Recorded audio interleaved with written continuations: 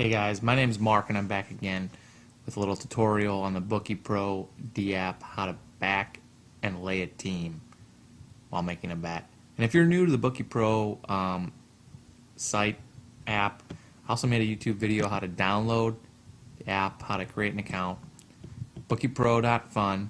I'll throw a link in the description box to my video so you can get registered for the contest. Once you do that, you can go ahead and log in, because today we're going to go over how to back and lay a team on their interface. So when we log in, I'm going to try to describe it as it's the first time you've logged in. So when you get to that main page, we're going to focus on the first match, which is going to be Senegal versus Colombia. And how to read this, you read it left to right. So this is the odds for Senegal to win, decimal odds for Senegal selling them. This is the odds for a tie, to buy a tie. This is the decimal odds to sell a tie. This is the decimal odds for Colombia to win, and this is the decimal odds to sell Colombia. And I know this can be all a bit intimidating. All these numbers, you might not know what they mean. So I'm going to go over it really quick, and this will probably help you out a lot. So first things first, when you buy a team, for this instance, we're going to click on this order ticket. We buy 3.55 odds. Basically, you can only lose what you stake. So we're going to stake 100 BitFun to make 255 BitFun in profit. That's if you buy Senegal to win. And in this case, the only way you can win is if Senegal wins. When you sell a team, it's a little different. In the stake box, you put how much you want to make. So if we're going to sell decimal odds of 8.0, to make 100 BitFun, we have to risk 700. That's our liability. So we have to risk 700 BitFun to only make 100.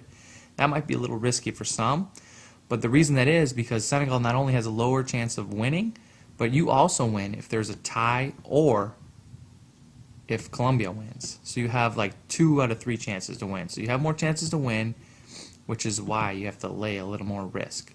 So just remember this, when you buy or back a team, anything in blue, buy, back in blue, you can only lose what you stake. So in that instance, you can only lose that 100 BitFun to make 255. And when you sell, to make 100, you have to risk 700. So it's a little harder. But like if you're like me, you're probably a little confused about all these decimal numbers. Like, what does 3.55 mean? What does 8 mean? Well, since they're decimal odds, I found a little cheat sheet on the web, which basically is an odds converter. So if we throw in that 3.55 decimal odds, you'll see the implied probability is 28%. That's saying Senegal has a 28% chance of winning, which is pretty low. So let's bounce over to Colombia. They're 1.69%. 1.69 is the decimal, right? So let's throw that in here on this converter, and I'll throw a link in the description box. That's a 59% probability. So obviously they're a little higher probability. So in this instance, if you wanted to back Colombia, you'd risk 100 BitFun to make only 69. And you don't make as much as you're risking because they're a heavy favorite. Not heavy, but they're a favorite. So how do we know that these odds are actually accurate? So like right now, we can buy 1.69s or sell 1.88. Well, that's kind of like a big spread. So what I like to do is I like to look at an odds website. I go to thescore.com, you can look up anyone, and I brought it up here and saying Colombia is minus 119. Now those are American odds. So I'm going to throw in minus 119, and I get an implied probability of 54%, but more importantly, a decimal of 1.84. So when I have the 1.84 odds, that should be the fair value. So I'm going to say I'm going to buy Colombia at 1.84 odds, which means I'm going to risk 100 BitFun to make 84. So I'm going to place that bet. And here we go. You can see when I place that bet, I'm going to lose, my account's going to drop by 100 because it's going to freeze that. So 9599 now becomes 9499 because it's going to freeze that of money. Because when you buy something, that's the only amount you can lose.